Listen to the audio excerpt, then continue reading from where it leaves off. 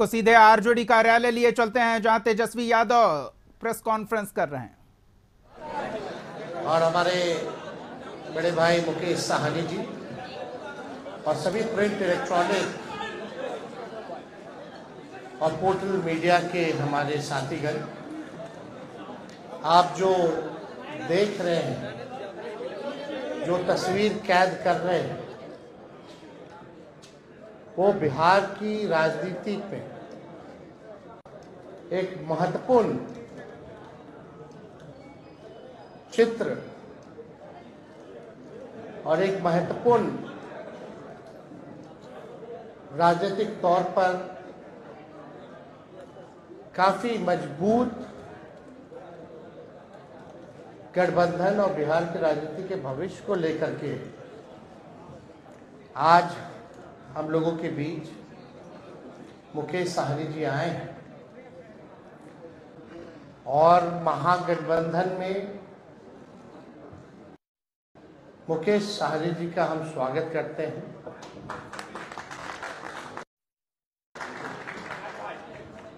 इन्होंने काफी परिश्रम किया, काफी मेहनत की,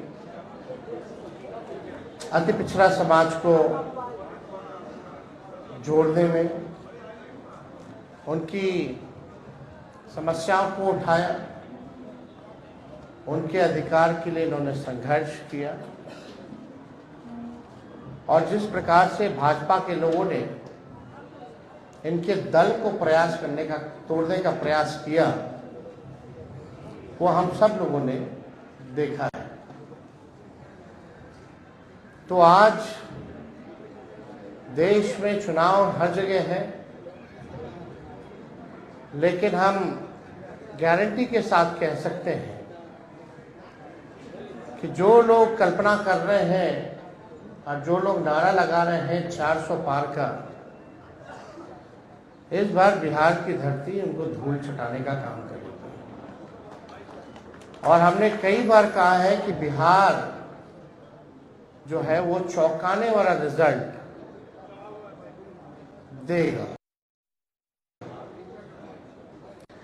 हम सब लोग नौजवान हैं, बिहार के लिए नया सोचते हैं, प्रोग्रेसिव लोग हैं, पॉजिटिव लोग हैं।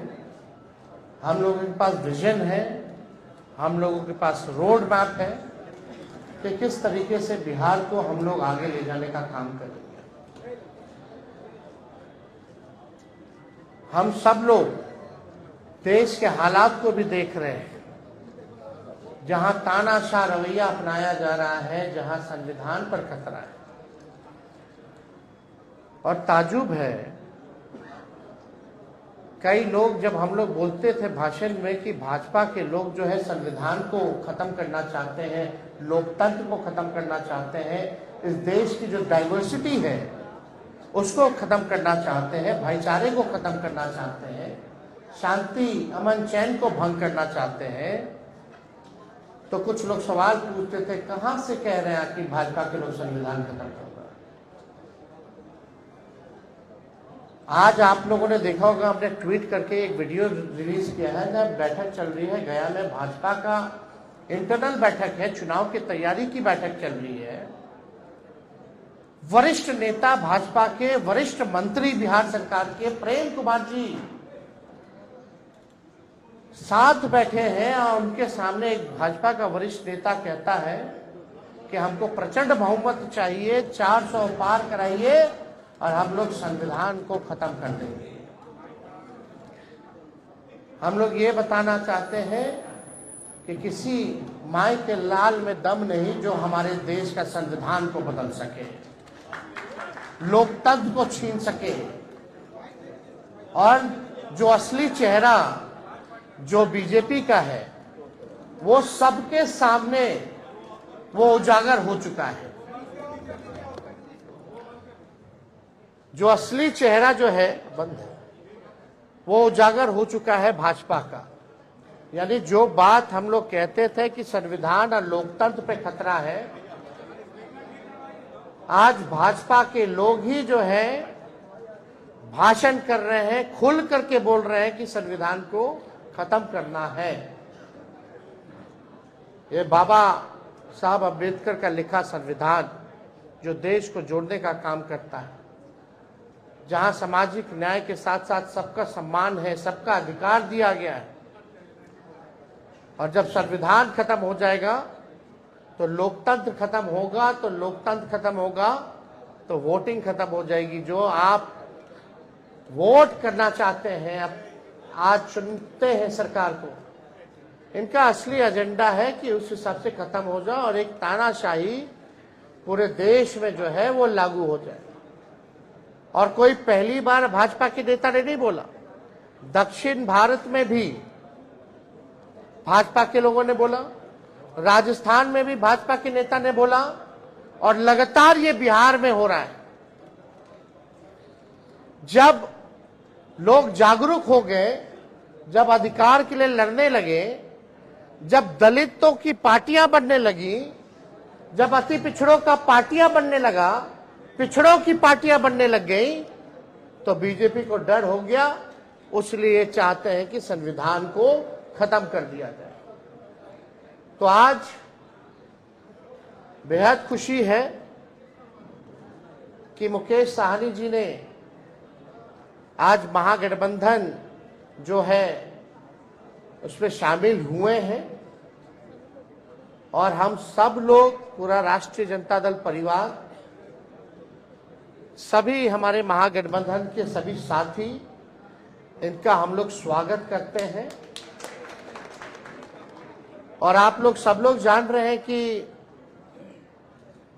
आज शामिल हो रहे हैं ये, लेकिन इससे पहले महागठबंधन में हम लोगों ने सीटों का ऐलान कर दिया है।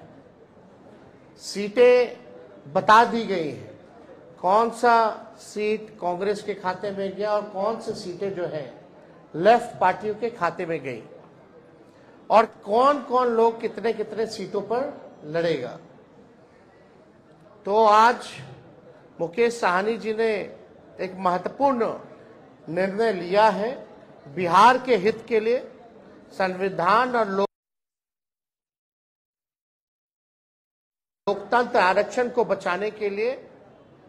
तो हम लोग इनका स्वागत करते हैं, और साथ ही साथ हमारी भी जिम्मेवारी बनती है कि इनको साथ लेकर के हम चलने का काम करें और इनको भी सम्मान दें। तो उसी तर्ज पर, जैसा आप लोगों के जानकारी में है, जैसा महागठबंधन ने ऐलान किया था इसी जगह पे कि 26 सीटें जो हैं राष्ट्रीय जनता दल चुनाव लड़ेगी। तो हम राष्ट्रीय जनता दल अपने कोटे में से उस 26 सीटों में से हम 3 सीट जो है मुकेश साहनी जी को, हमारे पार्टी का निर्णय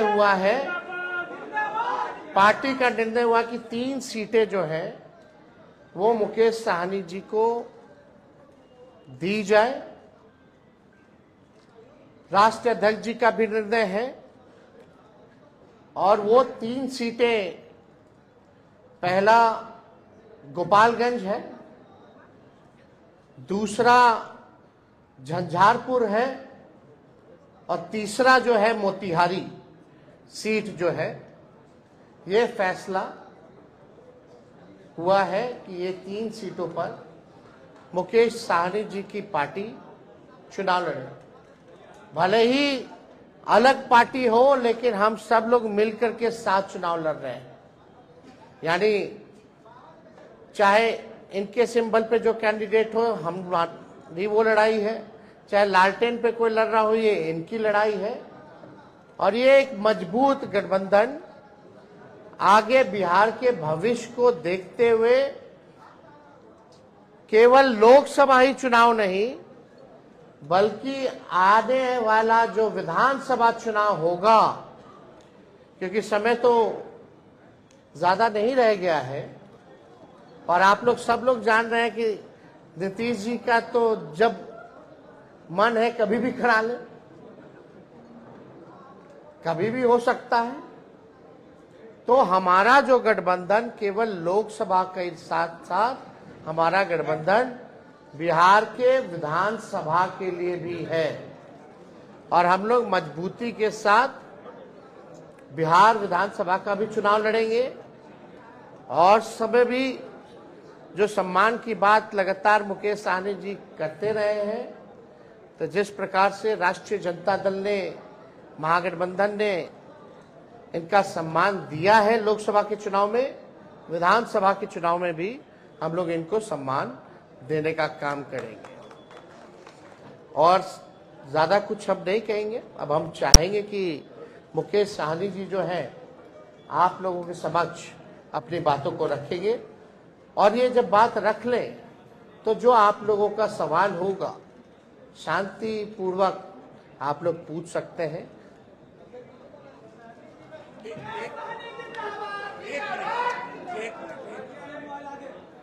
बहुत बहुत धन्यवाद। आज हमारे प्रेस कॉन्फ्रेंस में राष्ट्रीय जनता दल के सभी नेतागण, हमारे वीआईपी पार्टी के सभी वरिष्ठ नेतागण, नेता प्रतिपक्ष हमारे श्री तेजस्वी प्रसाद यादव जी और तमाम हमारे मीडिया के बंधु, आप सभी को बहुत बहुत धन्यवाद। आज हम लोग महागठबंधन, इंडिया गठबंधन के पार्ट हम लोग बने हैं और निर्णय यही है कि आगे लड़ाई लड़ना है। हम लोग हमेशा लालू प्रसाद यादव जी के विचारधारा को मानने वाले लोग हैं। गरीब पिछड़े समाज में जन्म लिए हैं। संघर्ष के बदौलत आज हम लोगों ने अपने मुकाम को हासिल किया है और जब मैं मुड़ के देखता हूं तो हजारों समस्या हमारे परिवार में, हमारे लोगों के बीच में है। उस समस्या को दूर करने के लिए बॉम्बे के ऐशो आराम जिंदगी को छोड़कर मैं बिहार आया, अपने लोगों के लिए लड़ाई लड़ने लगा, आंदोलन किया। आंदोलन से हमने एक पॉलिटिकल पार्टी बनाया और आपने देखा कि किस तरीके से हमने संघर्ष करने वाले लोग, हम अपने सर उठा के जीने का हमने निर्णय लिया था। और आपने देखा कि भाजपा ने किस तरीके से हमारे विधायक को खरीद लिया, हमारी पार्टी को तोड़ दिया, हमारे सहयोग से बिहार में सरकार बनाई, उस सरकार से हमें बाहर कर दिया। और अब पिछले 2 सालों से